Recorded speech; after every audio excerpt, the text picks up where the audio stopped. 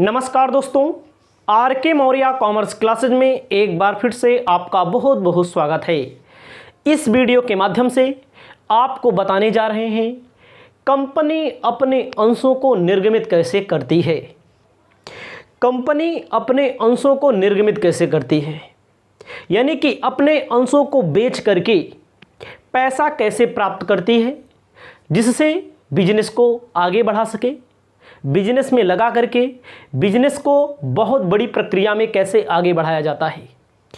आपको ध्यान देना है, जितना मैं टॉपिक बता रहा हूं इतना आप अच्छे से समझते चलिए, आपको याद हो जाएगा। हमने एक एग्जांपल लिया था पिछली वीडियो के माध्यम से।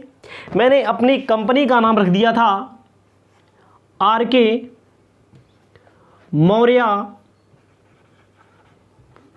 कॉमर्स क्लासेस प्राइवेट लिमिटेड, मैंने नाम रखा था। आपको याद होगा पिछली वीडियो में। आपने पिछली वीडियो को नहीं देखा है तो आप समझ लीजिए, हमने मान लिया हमारी कंपनी का नाम आर के Maurya commerce classes private limited. मैंने आपको बताया है, जिस व्यक्ति के मस्तिष्क में उत्पन्न हो कि हम कंपनी शुरू करेंगे और वह व्यक्ति कंपनी की प्रारंभिक क्रियाओं को करे, उसे क्या कहा जाता है? प्रवर्तक। जैसे मैंने सोच लिया है, मैंने अपने मन में विचार उत्पन्न किया, हम एक कंपनी स्थापित करना चाहते हैं, तो हमें क्या कहा जाएगा? प्रवर्तक कहा जाएगा। इंग्लिश में प्रमोटर कहते हैं। आपने अपने मन में सोचा कि हम एक कंपनी स्थापित करेंगे, कोई भी कंपनी हो सकती है, तो उसे क्या कहा जाएगा? आपको क्या कहा जाएगा? आप एक प्रवर्तक होंगे, यानी कि इंग्लिश में प्रमोटर होंगे। ठीक है। हमने सोचा आर के Maurya commerce classes private limited नाम से एक कंपनी की स्थापना की जाए, और अगर मैंने सोचा है, हमारे मस्तिष्क में विचार उत्पन्न हुआ है, तो हम ही कंपनी की प्रारंभिक क्रियाकलापों को करेंगे।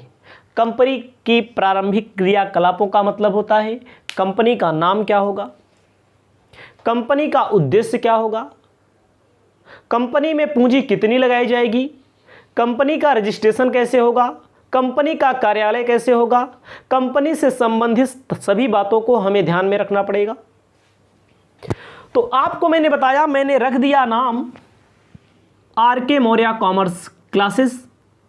इसकी जो प्रारंभिक रूपरेखा होती है, कागजात से संबंधित प्रारंभिक रूपरेखा जो होती है, हमें ही तय करना होगा।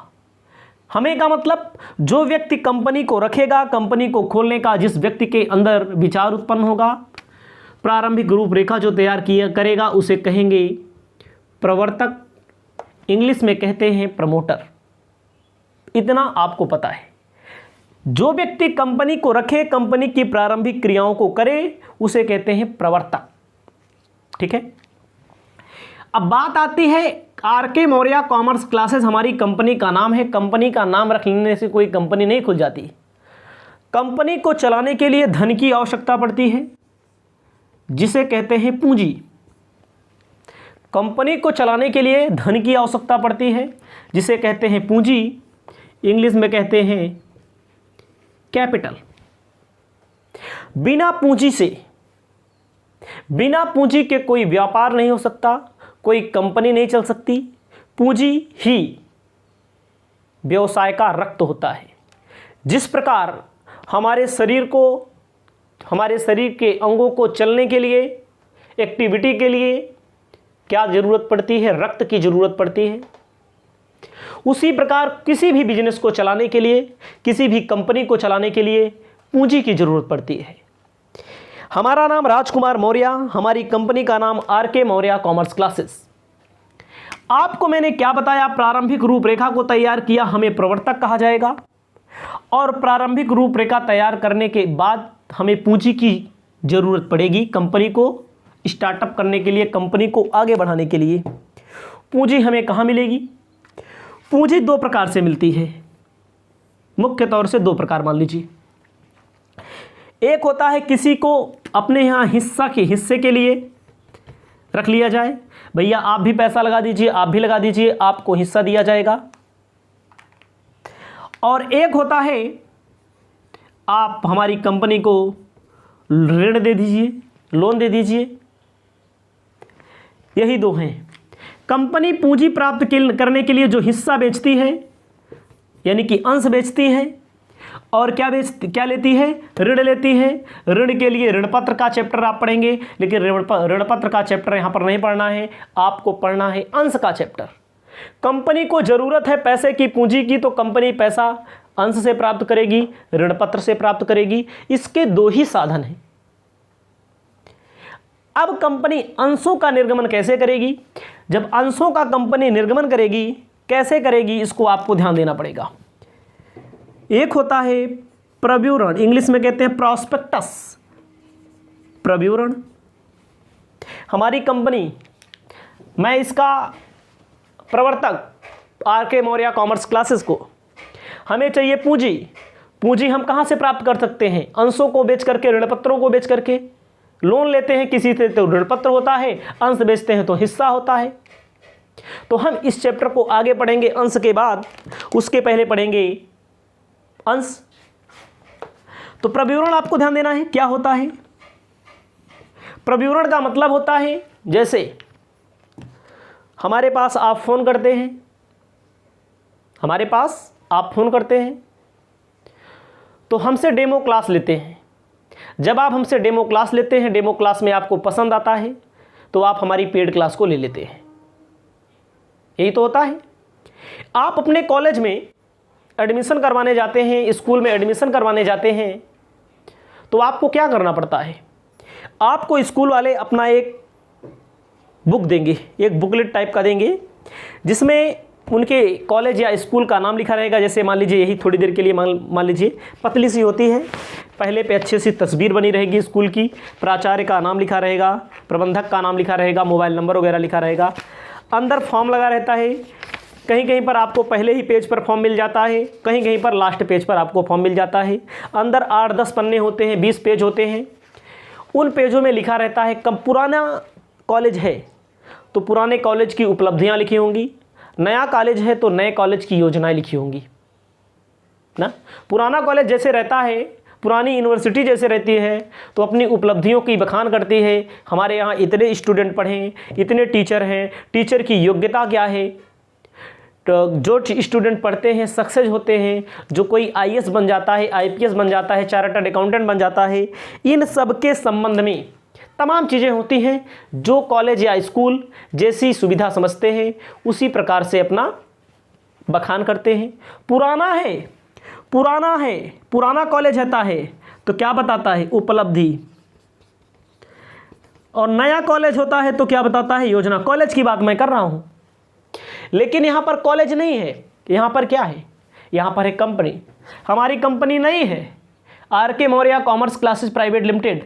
ऐसे कोई हमारी कंपनी में नहीं आएगा अंश खरीदने के लिए। अगर हमारी कंपनी नहीं है तो हमें अपनी योजना को बताना पड़ेगा। हम अपनी कंपनी में क्या करेंगे, हमारी कंपनी का उद्देश्य क्या है, हमारी कंपनी का नाम क्या है, हमारी कंपनी का रजिस्ट्रेशन क्या है। ये सब चीज़ें इसी प्रविवरण में, इसी कागज में, इसी प्रॉस्पेक्टस में लिख दी जाएंगी।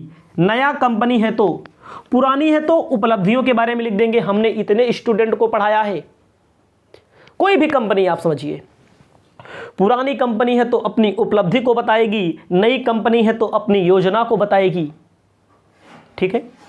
अब जो व्यक्ति प्रॉस्पेक्टस पढ़ लिया, समझ में आ गया, हाँ कंपनी ठीक ठाक है, कंपनी में लाइए शेयर खरीद लिया जाए, अंश को खरीद लिया जाए। तो अंश कैसे खरीदा जाता है, अंश का निर्गमन कैसे किया जाता है? सबसे पहले आपको समझना है अंशों का निर्गमन। अंशों के निर्गमन में आपको ध्यान देना है, सर्वप्रथम जो होता है नकदी के लिए कंपनी को पैसे की ज़रूरत है, नकदी की ज़रूरत है, तो कंपनी कैश के लिए अंशों का निर्गमन करती है। नकदी के लिए अंशों का निर्गमन करती है। दूसरा होता है, दूसरा क्या होता है, नकदी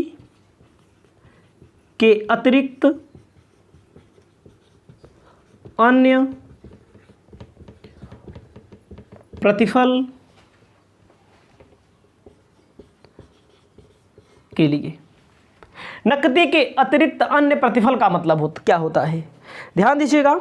हमारी company R K. Maurya commerce classes limited private limited, हमने पूंजी प्राप्त करने के लिए अंशों का निर्गमन हमें करना है। हम प्रविवरण जारी करेंगे, लोग पढ़ेंगे, पसंद आएगा तो हमारे अंश को लेंगे। तो अंशों का जो निर्गमन किया जाता है दो प्रकार से मुख्य तौर पर, ठीक है। पहला है नकदी के लिए, नकदी का मतलब पैसा हमें चाहिए तो पैसे के लिए। दूसरा होता है कहीं से हम मान लीजिए फर्नीचर खरीद लीजिए, उसके बदले में पैसा नहीं देंगे, किसी कंपनी से, किसी दुकानदार से मैंने क्या किया, फर्नीचर खरीद लिया, कंपनी ने फर्नीचर खरीद लिया, तो कंपनी क्या करेगी, कंपनी नकदी नहीं देगी। नकदी देगी तो कोई बात नहीं, नकदी नहीं देगी तो क्या होगा, अन्य प्रतिफल, परचेज कॉन्सिडरेशन इसे बोला जाता है, इसे कहते हैं अन्य प्रतिफल, ठीक है। दलालों को कमीशन देना, जो अंश बिकवाने का ठेका लेंगे। प्रवर्तकों को, जैसे मैंने इस कंपनी की स्थापना की तो हमें क्या मिलेगा, हमें भी इस कंपनी को स्थापित करने के बदले हमें भी अंश मिलेगा, हमारा भी शेयर होगा उसमें, और सबकी तरह हम भी उसी में रहेंगे, हम अलग से कोई स्पेशल नहीं रहेंगे। इस कार्य के लिए हमें क्या मिलेगा, अंश मिलेगा। तो पहला है नकदी के लिए, दूसरा होता है नकदी के अतिरिक्त अन्य प्रतिफल के लिए। मान लीजिए कहीं से मशीनरी हम खरीद लिए, कंपनी ने खरीद लिया, ठीक है, तो वहां पर पैसा नहीं देना है, वहां पर शेयर दे दीजिए, अंश दे दीजिए। दूसरा होता है, दूसरा क्या होता है, फर्नीचर खरीद लिया मैंने, मोटर गाड़ी मैंने खरीद लिया, यानी कि कंपनी ने खरीद लिया, R K. Maurya commerce classes private limited. मैं कंपनी से अलग हो जाऊंगा, कंपनी अलग हो जाएगी, फिर मैं भले प्रवर्तक हूं, हमारा हिस्सा इसमें रहेगा, कंपनी का मैं भी सदस्य रहूंगा, ठीक है। तो कंपनी जो जो सामान खरीदेगी उसके बदले अगर नकदी करेगी, नकदी वाला एंट्री होगी, अगर अन्य प्रतिफल के लिए होगा तो अन्य प्रतिफल के लिए। तो एक एक पॉइंट को हम आपको समझा रहे हैं, आपको याद रखना है। हम जो भी बताते हैं पूरा ठोस आपको जानकारी उपलब्ध कराएंगे और पूरा का पूरा क्वेश्चन लाइन से सॉल्व कराएंगे, मेरी गारंटी होगी। तो इसमें आपको ध्यान देना है, अंशों के निर्गमन में मैंने अभी लिखा है नकदी के लिए। दूसरा आपको लिखना है अंशों के निर्गमन मूल्य। अंशों का जो निर्गमन मूल्य होता है वो क्या होता है, ठीक है। अंशों का जो निर्गमन मूल्य होता है इसको भी आपको समझना है, इसे आप अपनी कॉपी में जरूर लिखेंगे, याद रखना। सम मूल्य,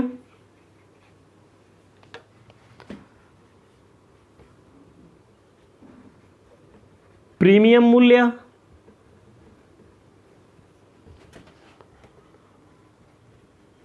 कटौती मूल्य, तीन मूल्य होते हैं। सम मूल्य को एट पार कहते हैं, ठीक है। प्रीमियम को एट प्रीमियम कहते हैं इंग्लिश में, कटौती को एट डिस्काउंट कहते हैं, ठीक है। सम मूल्य का मतलब क्या होता है, मान लीजिए कंपनी का अंश 10 रुपए का है और कंपनी इस अंश को 10 रुपए में ही निर्गमित करे, जितने का है यानी कि बराबर में, जितने का है उतने में ही निर्गमित करे, इसे कहते हैं सम मूल्य।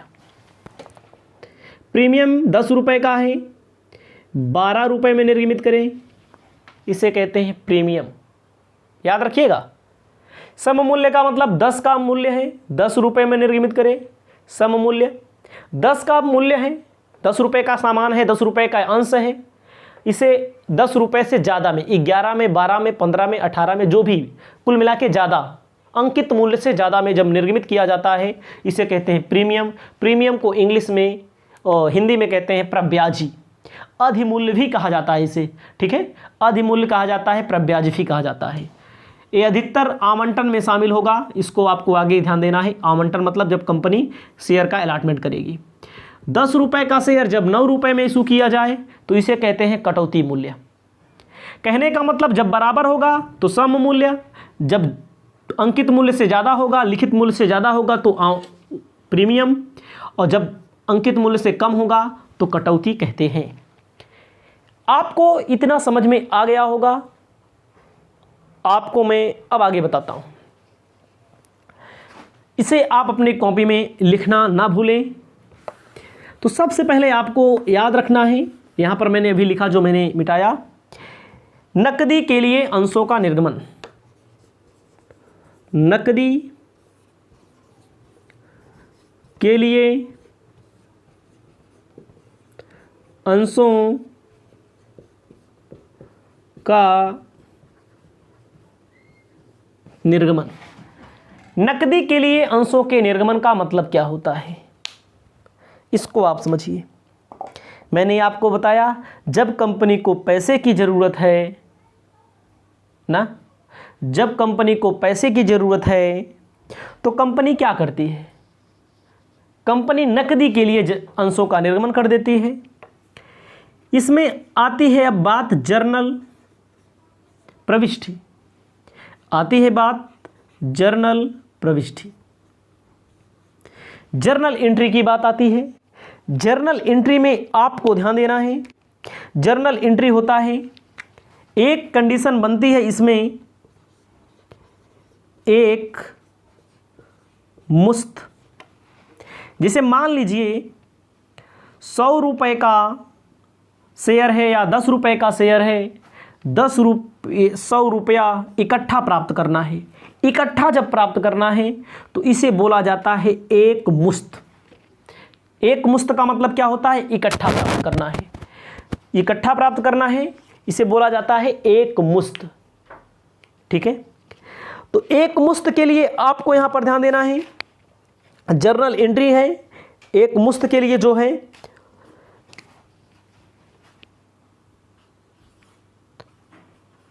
आवेदन की राशि प्राप्त होने पर, आवेदन की राशि प्राप्त होने पर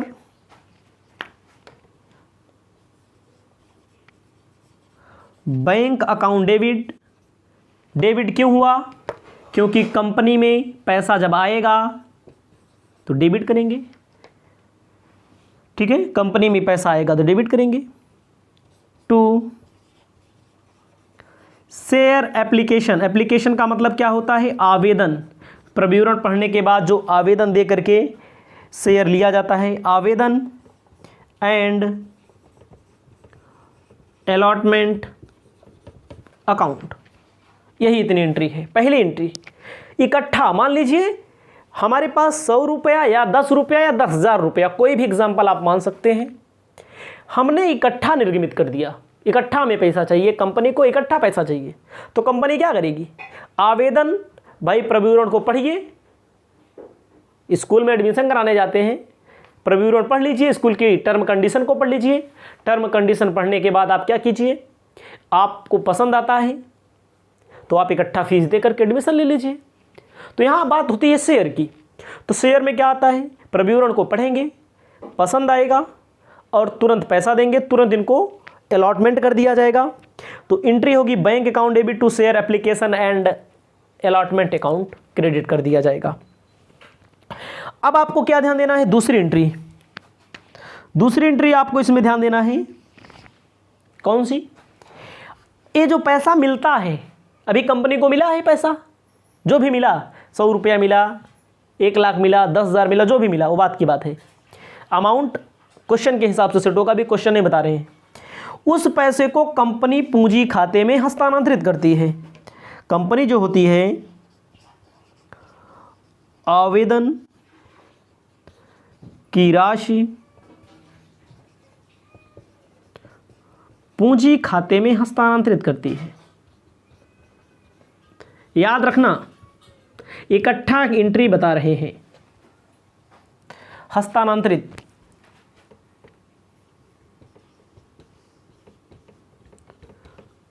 करने पर एंट्री होगी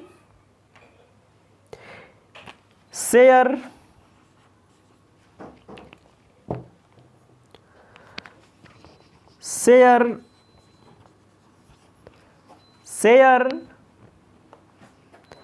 एप्लीकेशन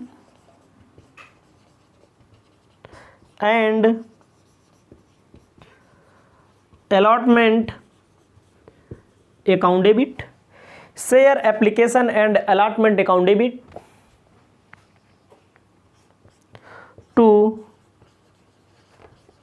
शेयर कैपिटल अकाउंट, पूंजी खाते में जब हस्तांतरित किया जाता है तो पूंजी कैपिटल खाता हमारा क्रेडिट हो जाता है। अभी आपको याद करने की जरूरत है, लिखने की जरूरत है, ठीक है। आवेदन की राशि मिलेगी, आवेदन की राशि को पूंजी खाते में हस्तांतरित कर दिया जाएगा। ये होता है एक मुश्त, वो भी सम मूल्य पर होगा, तब ये बात होगी। कब होगा? सम मूल्य। सम मूल्य का मतलब यानी कि चाहे 10 मानिए चाहे 100 मानिए, 10 रुपए का अंश 10 रुपए में निर्गमित किया जाए तब ये कहानी होगी। किसकी होगी? सम मूल्य पर। सम मूल्य पर होगा तो ये होगा, यानी कि 10 का शेयर या 100 का शेयर जब 100 रुपए में निर्गमित किया जाए, तब 10 रुपए में निर्गमित किया जाए जितने का है, तो तब एंट्री होगी। मान लीजिए थोड़ी देर के लिए कटौती पर निर्गमित करना पड़ता है, उस पर प्रीमियम पर एक बार इतना आप लिखेंगे। दोबारा वीडियो को रोक दीजिए, बिना लिखे हुए आगे मत बढ़िए, मैं आपको बताता चलता हूं। वीडियो को रोकने के बाद आपको क्या बता रहा हूं, इसमें अब आपको याद रखना है, एक मुश्त में जब प्रीमियम की बात आए, प्रीमियम का मतलब ए वाला कंडीशन, प्रीमियम पर निर्गमन हो, 10 का सामान भैया 12 में निर्गमित होगा ना, 10 का सामान 12 में बिकेगा, तो यहां पर 12 रुपया, यहां पर 12 रुपया, तो कुछ नहीं अंतर। यहीं पर क्या लिख दिया जाएगा? 2 SP, यस का मतलब सिक्योरिटी, पी का मतलब प्रीमियम, यस का मतलब सिक्योरिटी, पी का मतलब प्रीमियम मिल जाएगा। तो 10 यहां दिखा दिया जाएगा, 2 यहां दिखा जाएगा, हो जाएगा 12। ठीक, ये आपकी जर्नल प्रविष्टि है। एक मुश्त, एक मुश्त में प्रीमियम की संबंधित, प्रीमियम से संबंधित है आपका ये, ठीक है। इसे जब आप लिख लेंगे तो बात आती है, अभी कटौती वाला सर ने नहीं बताया, कटौती वाली भी मैं आपको बता देता हूं, ठीक है। जहां प्रीमियम है यहीं पर क्या हो जाएगा? कटौती। 10 का शेयर जब 9 रुपए में निर्गमित किया जाए तब क्या होगा भाई? 10 का शेयर जब 9 रुपए में निर्गमित किया जाए तब क्या होगा? याद रखना है, वीडियो को रोक कर लिख लेना है, मैं वीडियो बना रहा हूं आपके लिए, ठीक है। तब अब क्या करना है, मान लीजिए कटौती की कंडीशन आ गई, 10 का 9 रुपए में, तो बैंक अकाउंट डेबिट कितना रुपया मिलेगा? 9 रुपया ही मिलेगा। यहां पर क्या लिख दिया जाएगा? डिस्काउंट, डिस्काउंट डेबिट, 1 रुपया वो भी डेबिट में होगा, टोटल 10 रुपया। उसके बाद आवेदन की राशि पूंजी खाते में हस्तांतरित करने पर, आवेदन की राशि को जब पूंजी खाते में हस्तांतरित करते हैं तो कितना पैसा मिला है? 9 रुपया तो मिला है, 9 रुपया मिला है ना, तो 9 रुपए को पूंजी खाते में हस्तांतरित कर दिया जाएगा। केवल आपको एंट्री लिखनी है, पैसा नहीं लिखना है।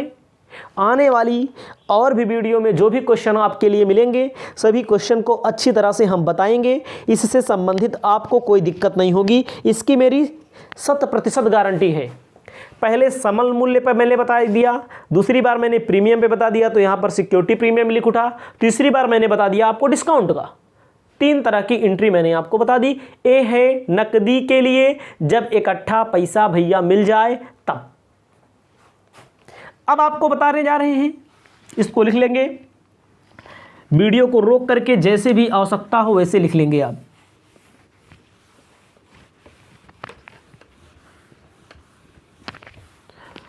अब मैं आपको बता रहा हूं, एक मुश्त के अलावा किस्तों पर, किस्तों पर अंशों का निर्गमन। किस्त का मतलब क्या होता है? कंपनी जो होती है इकट्ठा पैसा ना लेकर के अपने अंशधारियों से किस्तों में पैसा लेती है। किस्तों में कैसे लेती है? कोई भी व्यक्ति प्रविवरण को पढ़े, प्रविवरण तो पढ़ेगा ही जो व्यक्ति शेयर लेगा कंपनी में। जब पसंद आता है तो जैसे मान लीजिए 10 रुपये का शेयर है तो 10 रुपये में मान लीजिए रख देंगे 2 रुपया आवेदन पर रख देंगे। आवेदन का मतलब 2 रुपया आप शेयर लेने के लिए एप्लीकेशन दीजिए, आवेदन दीजिए। जैसे स्कूल में जाते हैं एडमिशन कराने, कॉलेज में एडमिशन फॉर्म लेते हैं, वही है यहाँ पर 2 रुपया आवेदन पर रख दिया जाएगा। आवंटन पे 3 रुपया रख दिया जाएगा। प्रथम याचना पर 2 रुपया रख दिया जाएगा। द्वितीय याचना पर 1 रुपया रख दिया जाएगा। अंतिम याचना पर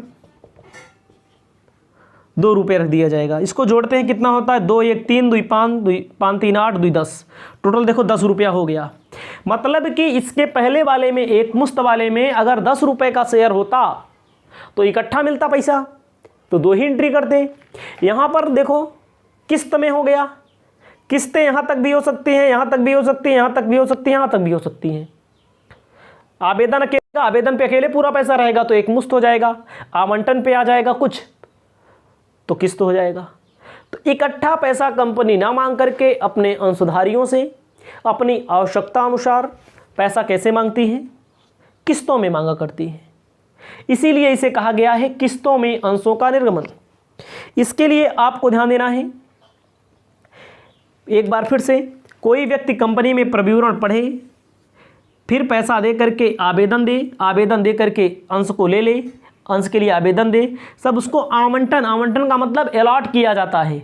प्रथम याचना को इंग्लिश में फर्स्ट कॉल कहते हैं, द्वितीय याचना को सेकंड कॉल कहते हैं, उसके बाद अंतिम याचना को फाइनल कॉल कहा जाता है। तो इसको आपको ध्यान में रखना है, ठीक है, इसको आपको ध्यान में रखना है। किस्त की बात आती है, इसमें मैं आपको अब आगे बता रहा हूं, सब पर 2-2 एंट्री होंगी। आवेदन पर 2 एंट्री, आवंटन पर 2 एंट्री, प्रथम याचना पर 2 एंट्री, द्वितीय याचना, अंतिम याचना पर। इसमें आपको जो जो मैं बता रहा हूं उसे आप समझिए। 4 एंट्री सबसे पहले आपको मैं बताऊंगा याद करने के लिए, बाकी सब बन जाएगी। शॉर्टकट तरीका मैं आपको बताऊंगा ताकि जो स्टूडेंट पहली बार पढ़ते हैं उनके लिए दिक्कतों का सामना करना पड़ जाता है। तो मैंने क्या क्या बताया है? सम मूल्य पर जर्नल एंट्री क्या होगी ना, दूसरा प्रीमियम पर जर्नल एंट्री क्या होगी, तीसरा कटौती पर जर्नल एंट्री क्या होगी। यही आपको हमें बताना है, समझना है आपको। सम मूल्य पर जर्नल एंट्री क्या होगी? पहले क्या बताया मैंने? आवेदन, कोई भी व्यक्ति आवेदन की राशि देगा तो कंपनी के यहाँ होती है, किसके यहाँ होती है एंट्री? कंपनी के यहाँ एंट्री होती है। आवेदन की राशि प्राप्त होने पर, आवेदन की राशि जब प्राप्त होती है तो bank account debit, bank account debit to share application account. मान लीजिए सम मूल्य पर 10 रुपये का शेयर 10 रुपये में, प्रीमियम 10 रुपये का शेयर 12 रुपये में, कटौती में 10 रुपये का शेयर 9 रुपये में। यही इतना मैंने एग्जाम्पल ऊपर बताया है। जब आवेदन की राशि प्राप्त होगी तो bank account debit to share application entry होगी। वही अगर प्रीमियम वाली कंडीशन है तो वही एंट्री होगी।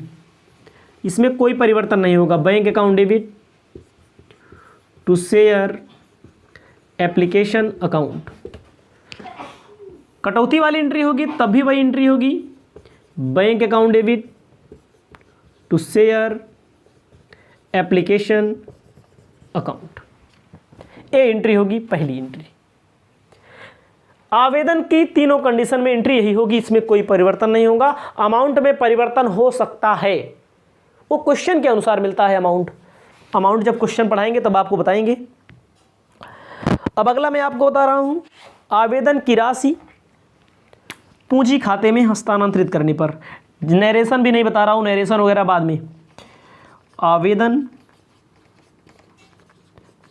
की राशि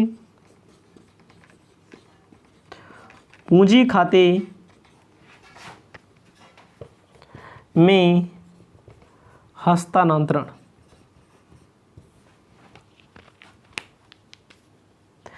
तो क्या होगा, share application account debit to share capital account, सब में यही होगा। Share application account debit to share capital account to security premium account, यहाँ पर भी share application account debit to share capital account, यहाँ पर कोई परिवर्तन नहीं। ध्यान दीजिएगा, सिर्फ आवेदन की एंट्री मैंने लिखा है, आपको अलग अलग करके लिखना है। आवेदन की राशि प्राप्त होने पर वही तीनों दशाओं में एंट्रियां होती हैं, कोई परिवर्तन नहीं होगा। आवेदन की राशि पूंजी खाते में हस्तांतरित करने पर वही एंट्री तीनों दशाओं में होती है, कोई परिवर्तन नहीं होता। लेकिन इसमें सिक्योरिटी प्रीमियम, एस का मतलब, एस का मतलब सिक्योरिटी, पी का मतलब प्रीमियम, जब कभी आवेदन पर प्रीमियम होगा तब ये प्रीमियम लिखा जाएगा, अन्यथा नहीं लिखा जाएगा। आवेदन पर होगा तो अधिकतर आवंटन में मिलता है, लेकिन क्वेश्चन आपको मिलेगा जहां आवेदन पर भी मिलेगा प्रीमियम। ठीक है, तो आवेदन की दो एंट्री मैंने आपके सामने लिख दिया है, इसे आप वीडियो को रोककर लिख लीजिए।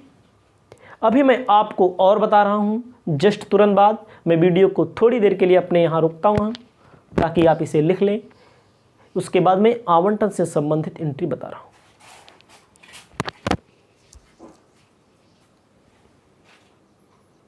आपको अब ध्यान देना है, यहां पर मैंने जो लिखा है आप लिख लिए होंगे।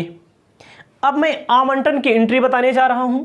आवंटन में आपको सावधानी बरतनी है, इसको थोड़ा मैं मिटाऊंगा क्योंकि आवंटन और प्रथम याचना तक मैं एंट्री करूंगा, उसके बाद आपको बनाना मैं बता देता हूं कैसे कैसे होता है। सब एंट्री आप बना लेंगे। इसमें बहुत आसान चैप्टर है, आप ध्यान दें। आवंटन की राशि जैसे आवेदन में प्राप्त होता है, जैसे आप एडमिशन कराने जाते हैं तो पैसा खुद लेके जाते हैं कॉलेज में, जब 6 महीना बाद फीस मांगते हैं तो टीचर मांगते हैं, तो कंपनी के यहाँ कोई अंश लेने आता है तो कंपनी तो अंश लेने वाला यानी शेयर लेने वाला खुद पैसा देता है, दोबारा कंपनी क्या करती है, कंपनी मांगती है। तो आपको तीसरी एंट्री लिखना है आवंटन पर। आवंटन की राशि, आवंटन की राशि देय होता है। देय होने पर, देय का मतलब होता है ड्यू, ड्यू का मतलब होता है मिलना है। स्टूडेंट सोचते हैं देय मतलब देना है, देना नहीं होता है, मिलना है, ड्यू होना है। ड्यू का मतलब उनसे हम लोग मांग रहे हैं। किन से मांग रहे हैं, हमारी कंपनी, हम कंपनी की तरफ से जर्नल एंट्री कर रहे हैं। जो कंपनी में अंशधारी हैं, कंपनी में जो अंश लिए हुए हैं, वो लोग पैसे की व्यवस्था करें। तो एंट्री होगी सम मूल्य की दशा में share allotment account debit to share capital account. ठीक है, प्रीमियम की दशा में क्या होगा, प्रीमियम की दशा में याद रखिए, प्रीमियम की दशा में share allotment account debit to share capital account to security premium account. क्या हो जाएगा? याद रखना, शेयर कैपिटल के साथ ही सिक्योरिटी प्रीमियम रहता है, हमेशा याद रखिएगा। कटौती रहेगी मान लीजिए तब अलॉटमेंट में, share allotment account debit, discount, मात्र डिस्काउंट लिखिए, discount on issue of share लिखा जाता है, पूरी जगह नहीं है अभी, discount on issue of share लिखा जाता है, क्वेश्चन मिलेगा तो बताएंगे। Debit to share capital account. मांगा गया है आवंटन की, दे का मतलब मैंने बता दिया, मांगा गया, ड्यू हुआ है। अब प्राप्त होगा आवंटन की राशि प्राप्त होने पर। जब आवंटन की राशि प्राप्त होती है तो एंट्री प्राप्त में हमेशा याद रखिएगा बैंक रहता है, बैंक अकाउंट डेबिट। किसका पैसा मिल रहा है? टू शेयर अलॉटमेंट अकाउंट का पैसा मिल रहा है। यही एंट्री सब में होगी, इसमें भी होगी, इसमें भी होगी। अमाउंट के लिए अभी कुछ नहीं दिक्कत है, अमाउंट क्वेश्चन में आपको लिखना पड़ेगा, ठीक है। जो एंट्री यहाँ पर चौथी हो रही है प्राप्त होने पर आवंटन सम मूल्य में, वही प्रीमियम में, वही कटौती में। उसके बाद पांचवी एंट्री क्या होगी? याद रखना यही चार एंट्री आपको याद हो, आवेदन की दो एंट्री आवंटन की, उसके बाद याद करने की जरूरत नहीं है, इसको याद करने की जरूरत नहीं, इसको समझना है। प्रथम याचना की राशि मांगने पर, मांगने का मतलब क्या होता है? दे होने पर। जहां पर अलॉटमेंट है वहीं पर क्या हो जाएगा? First call. जैसे देखो इसी के आधार पे, जिसे तीसरी है वैसे पांचवी रहेगी। देखो जहां पर शेयर है वहीं पर मैंने शेयर लिख दिया, जहां पर अलॉटमेंट है वहां पर क्या लिख देंगे? फर्स्ट, CALL कॉल, प्रथम याचना को कॉल कहते हैं, फर्स्ट कॉल अकाउंट डेबिट। पूरा का पूरा वही स्ट्रक्चर उतार दिया मैंने, टू शेयर कैपिटल अकाउंट।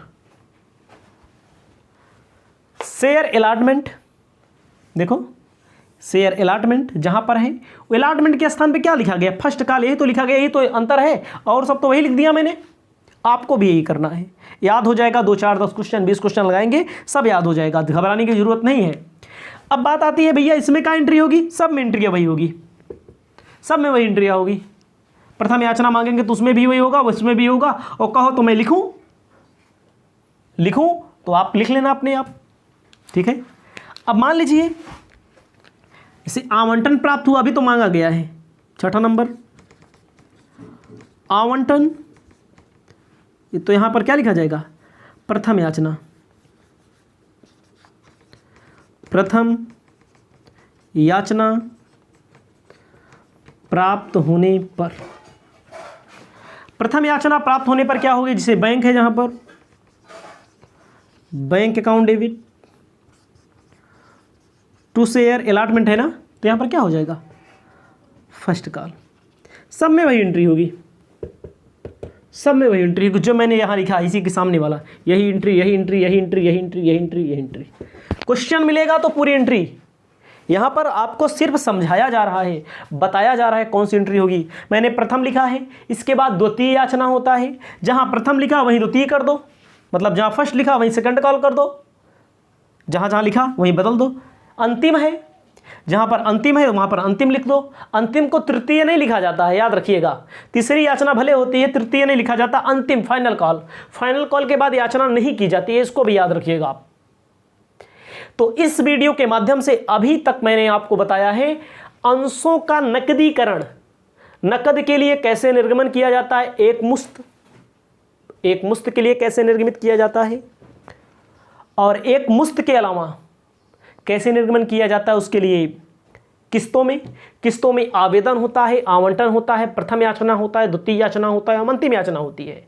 मैंने पूरी की पूरी जर्नल एंट्री आपको बता दी है। अंशों के निर्गमन से संबंधित वीडियो लंबा बन रहा है और बन भी चुका है, इसलिए इस वीडियो को यहीं पर समाप्त करते हैं। अगली वीडियो में आपके लिए लेकर आ रहे हैं अगला पॉइंट। जो भी पॉइंट मिल रहा है पूरे के पूरे पॉइंट आपको मिलेंगे, कोई दिक्कत नहीं होगी। आपको मिलते हैं नए वीडियो में, तब तक के लिए जय हिंद, जय भारत।